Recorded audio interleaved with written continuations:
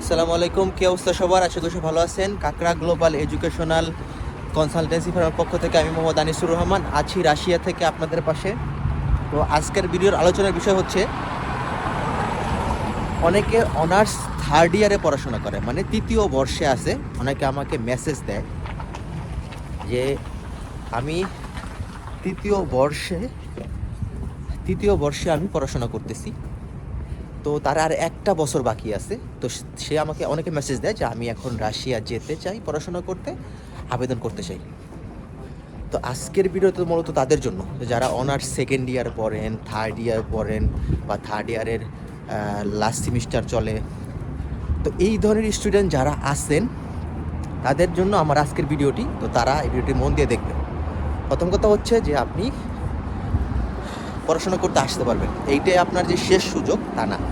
যে আপনি আনিস ভাইয়ের ভিডিও দেখছেন, দেখে আপনার কাছে মনে হচ্ছে ও খুব ভালো, তো এই সুযোগটা বারবার আসবে না, তো আমি কিসের, আমার অনার্সের থার্ড ইয়ার পড়াশোনা শেষ হয়েছে, আমি দ্রুত এখান থেকে চলে যাই।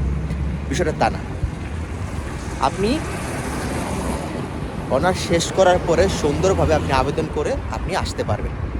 তার মানে এই না যে আপনি আপনার অনার্স থার্ড ইয়ার আপনি পড়তেছেন, থার্ড ইয়ারে থাকা অবস্থাতে আপনি নিজের একটা বোল্ড ডিসিশন নিয়ে আপনি পরবর্তীতে আপনার এই পড়াশোনা করার যে সুযোগটা ছিল সেটা আপনি নষ্ট করতেছেন। তার মানে হচ্ছে আপনি 3 বছর আপনি যে পড়াশোনা করছেন অনার্সে, তো সেইটা আপনাকে আবার রাশিয়াতে আসলে আপনাকে আবার সেই 3 বছরের পড়াশোনা করতে হবে। তার মানে 3 বছর আবার নতুন করে পড়বেন, আর সাথে 1 বছর 4 বছর এর সাথে রাশিয়াতে আসলে আবার আপনাকে রাশিয়ান ল্যাঙ্গুয়েজ করতে আসতে হবে। সেটা 1 বছরের ল্যাঙ্গুয়েজ কোর্সে অথবা 1.5 বছরের ল্যাঙ্গুয়েজ কোর্সে আপনাকে আসতে হবে। সেই ক্ষেত্রে আপনি অনেক সময় নষ্ট করবেন এবং আপনার ফিউচারে আপনি বিশাল বড় একটা ভুল করবেন। এখন অনেকে বলে, ভাইয়া বাংলাদেশের অবস্থা তো ভালো না, তো চাচ্ছি চলে যেতে। ভাই, প্রত্যেকটা দেশেরই অবস্থা ভালো না, বর্তমান সময়ে ইকোনমিক সিচুয়েশন প্রত্যেকটা দেশেরই ভালো না। সেই ক্ষেত্রে আপনাকে ধৈর্য ধরতে হবে। ধৈর্য ধরলে আপনি এটার ফল পাবেন। আর আবেদন তাহলে কখন করবেন? আপনি গ্র্যাজুয়েশন শেষ করেন, গ্র্যাজুয়েশন শেষ করে আপনি সুন্দরমতো আবেদন করেন।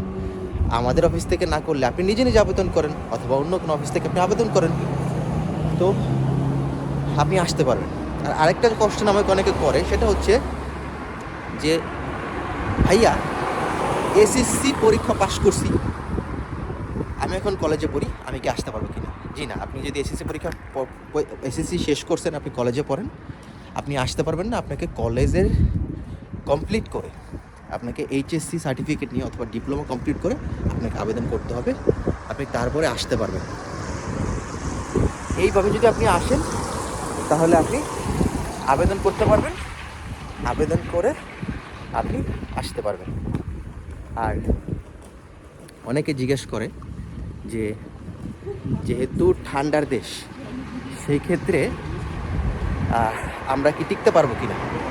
ভাই, ঠান্ডার দেশে আপনি যদি ঠান্ডার কাপড় চোপড় পরেন, ঠিকঠাক মতো যদি আপনি কাপড় চোপড় পরেন, তাহলে আপনি রিল্যাক্সে আপনি আসতে পারবেন। আর ইসের বিষয় বলি, অনেকে বলে ভাইয়া খরচের বিষয়টা একটু ক্লিয়ার করেন। খরচটা আসলে এক একটা ইউনিভার্সিটির এক এক রকম খরচ হয়। সেই ক্ষেত্রে আপনাকে ইউনিভার্সিটির ডিটেলস সব কিছু জানতে হবে। টিউশন ফি কত, ডরমিটরি ফি কত, হোস্টেল ফি কত, মেডিকেল ইন্স্যুরেন্স কত, ভিসা রিনিউ ফি কত, আপনার আসার পরে কীরকম খরচ হবে, কত টাকা বাজেট রাখতে হবে, এই বিষয়গুলো আপনাকে ফুললি ডিটেলসে জানতে হবে। জেনে তারপর আপনি আবেদন করবেন।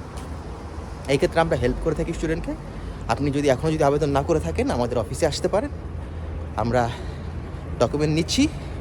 2025 সালের সেপ্টেম্বর ইনটেকের জন্য আপনি আবেদন করতে পারেন এবং আশা করি আপনার স্বপ্ন পূরণ হবে। আর এডুকেশন গ্যাপটা হচ্ছে 2 বছর 3 বছরের বেশি হলে সমস্যা। 2 বছর 3 বছর গ্যাপ হলে সমস্যা নেই, ভর্তি করানো যায়। এটা অনার্স হোক, মাস্টার্স হোক আর ব্যাচেলর হোক। তো আজকে ভিডিও পর্যন্তই। আশা করি ভিডিওটা ভালো লাগছে। ভালো লাগলে আমাদের চ্যানেলটা সাবস্ক্রাইব করবেন, আমাদের সাথেই থাকবেন। আল্লাহ হাফিজ।